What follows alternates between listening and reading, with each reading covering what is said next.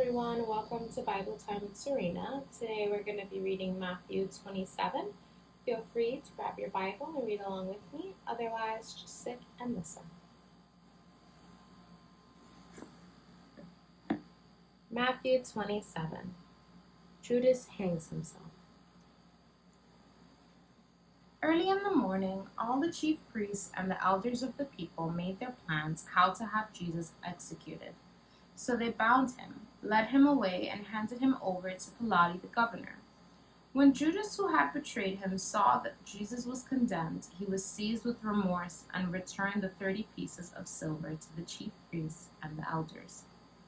"I have sinned," he said, "for I have betrayed innocent blood." "What is that to us?" they replied. "That's your responsibility." So Judas threw the money into the temple and left. Then he went away and hanged himself.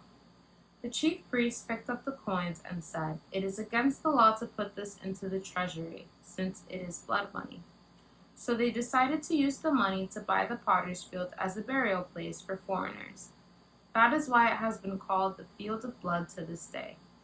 Then what was spoken by Jeremiah the prophet was fulfilled. They took the 30 pieces of silver, the price set on him by the people of Israel, and they used them to buy the potter's field, as the Lord commanded me. Jesus before Pilate. Meanwhile, Jesus stood before the governor, and the governor asked him, "Are you the king of the Jews?" "You have said so," Jesus replied. When he was accused by the chief priests and the elders, he gave no answer. Then Pilate asked him, "Don't you hear the testimony they are bringing against you?" But Jesus made no reply, not even to a single charge, to the great amazement of the governor. Now it was the governor's custom at the festival to release a prisoner chosen by the crowd. At that time they had a well-known prisoner whose name was Jesus Barabbas. So when the crowd had gathered, Pilate asked them, "Which one do you want me to release to you, Jesus Barabbas or Jesus who is called the Messiah?" For he knew it was out of self-interest that they had handed Jesus over to him. While Pilate was sitting on the judge's seat, his wife sent him this message: "Don't have anything to do with that innocent man, for I have suffered a great deal today in a dream because of him."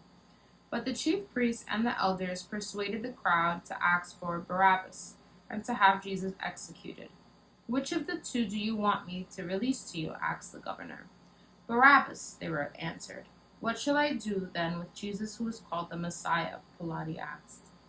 They all answered, "Crucify him." "Why? What crime has he committed?" asked Pilate. But they shouted all the louder, "Crucify him." When Pilate saw that he was getting nowhere, but that instead an uproar was starting, he took water and washed his hands in front of the crowd. "I am innocent of this man's blood," he said. "It is your responsibility." All the people answered, "His blood is on us and on our children." Then he released Barabbas to them, but he had Jesus flogged and handed him over to be crucified. The soldiers mocked Jesus. Then the governor's soldiers took Jesus into the praetorium and gathered the whole company of soldiers around him. They stripped him and put a scarlet robe on him, and then twisted together a crown of thorns and set it on his head. They put a staff in his right hand. Then they knelt in front of him and mocked him.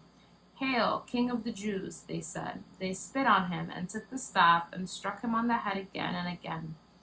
After they had mocked him, they took off the robe and put his own clothes on him. Then they led him away to crucify him. The crucifixion of Jesus. As they were going out, they met a man from Cyrene named Simon, and they forced him to carry the cross. They came to a place called Golgotha, which means the place of the skull. There they offered Jesus wine to drink, mixed with gall.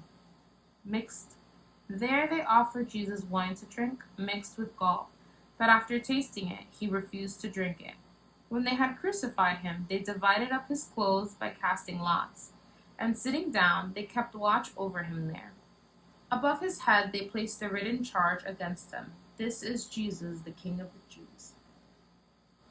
2 rebels were crucified with him, one on his right and one on his left.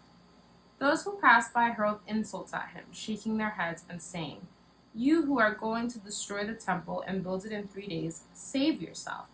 Come down from the cross, if you are the Son of God." In the same way the chief priests and the teachers of the law and the elders mocked him. "He saved others," they said, "but he can't save himself. He is the King of Israel? Let him come down now from the cross, and we will believe in him. He trusts in God. Let God rescue him now if he wants him. For he said, 'I am the Son of God.'" In the same way, the rebels who were crucified with him also heaped insults on him. The death of Jesus. From noon until 3 in the afternoon, darkness came over all the land. About 3 in the afternoon, Jesus cried out in a loud voice, "Eli, Eli, lema sabachthani," which means, my God, why have you forsaken me?" When some of those standing there heard this, they said, "He's calling Elijah." Immediately one of them ran and got a sponge. He filled it with wine vinegar, put it on a staff, and offered it to Jesus to drink. The rest said, "Now leave him alone. Let's see if Elijah comes to save him." And when Jesus had cried out again in a loud voice, he gave up his spirit. At that moment, the curtain of the temple was torn in two from top to bottom. The earth shook, the rocks split, and the tombs broke open. The bodies of many holy people who had died were raised to life. They came out of the tombs after Jesus' resurrection and went into the holy city and appeared to many people. When the centurion and those with him who were guarding Jesus saw the earthquake and all that had happened, they were terrified and exclaimed, "Surely he was the Son of God." Many women were there, watching from a distance. They had followed Jesus from Galilee to care for his needs. Among them were Mary Magdalene, Mary the mother of James and Joseph, and the mother of Zebedee's sons.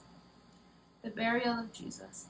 As evening approached, there came a rich man from Arimathea named Jesus. As evening approached, there came a rich man from Arimathea named Joseph, who had himself become a disciple of Jesus. Going to Pilate, he asked for Jesus' body, and Pilate ordered that it be given to him. Joseph took the body, wrapped it in a clean linen cloth, and placed it in his own new tomb that he had cut out of the rock. He rolled a big stone in front of the entrance to the tomb and went away. Mary Magdalene and the other Mary were sitting there opposite the tomb. The guard at the tomb. The next day, the one after preparation day, the chief priests and the Pharisees went to Pilate. "Sir," they said, "we remember that while he was still alive, that deceiver said, 'After 3 days I will rise again.' So give the order for the tomb to be made secure until the 3rd day. Otherwise, his disciples may come and steal the body and tell the people that he has been raised from the dead. This last deception will be worse than the first." "Take a guard," Pilate answered. "Go make the tomb as secure as you know how." So they went and made the tomb secure by putting a seal on the stone and posting the guard. Thank you for reading with me today, friends. See you next time.